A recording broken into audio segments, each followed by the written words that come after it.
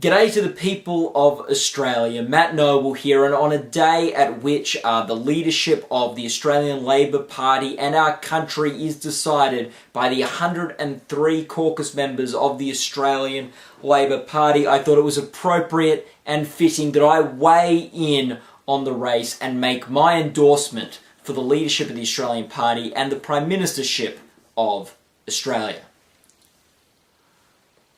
Over the past couple of weeks and the past couple of days, we've seen concerted efforts from the Gillard and Rudd camps to assert their leadership, popularity and authority. In his speech stepping down from the position of Foreign Minister, Kevin Rudd made this claim, which I would like to echo.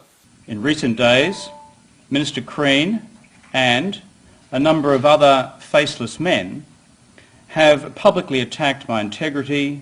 Yes, I completely agree with Kevin Rudd. These faceless men need to stop their disastrous influence on the Labor Party, and there is no man more faceless than Simon Crean. That is, of course, unless you've watched the news at all in the past week, but who watches the news anymore? Come on. We're all watching YouTube videos. And it's not just Simon Crean. Plenty of these faceless men and women have been on TV all week completely assassinating the character of former Prime Minister and candidate for the Labor leadership, Kevin Rudd.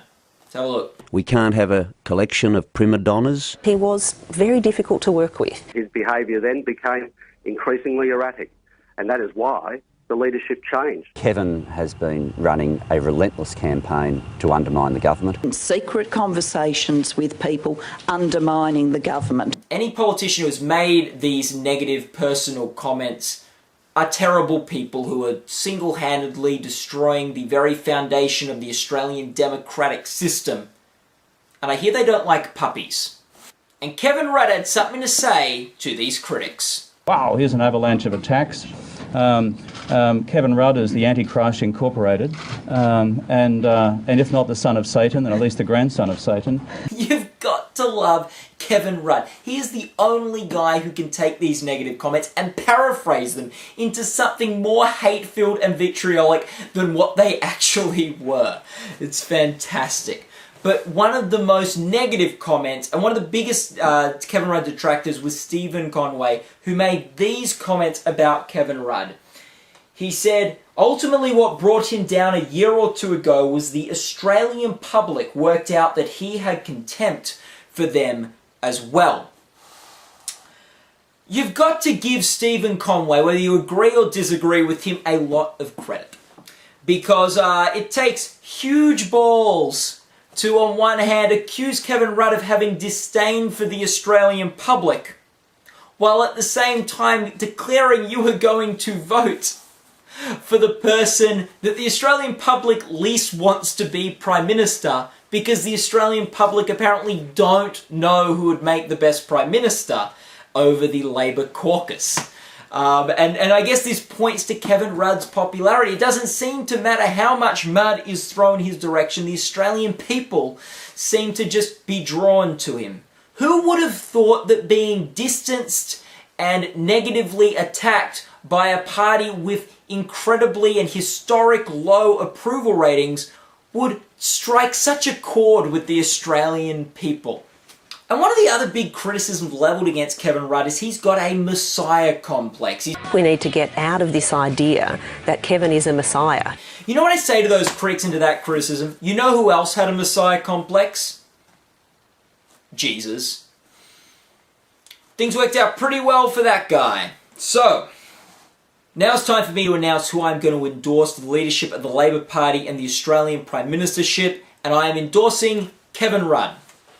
If for no other reason than he is perhaps the funniest guy at trying to be cool that I have ever seen in the past week.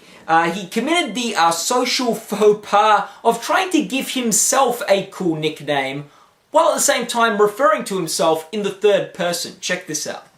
All of the government's problems are the result of one person called K. Rudd. Can I just respond to this?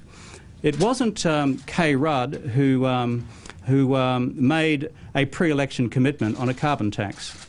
It wasn't Kay Rudd who made a particular commitment to Mr Wilkie on the question of poker machines.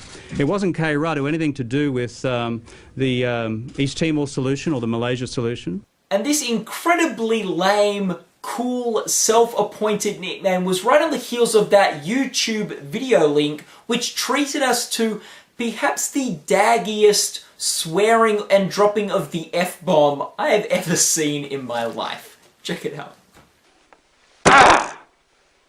There's fucking language. So I would like to personally thank Kevin Rudd for making my attempts to look cool actually look cool. And if for no other reason, that's why I'd like to endorse you for the Labour Prime Ministership. I know you've got a very uphill battle to get there. I hope you can. I think last I read, they were estimating you had 32 votes in the caucus, so I'm assuming any vote over that would be attributed to the bump from my endorsement. And you're welcome in advance, Kevin. Obviously, if he gets less than 32, a vote. Thank you for listening, people of Australia.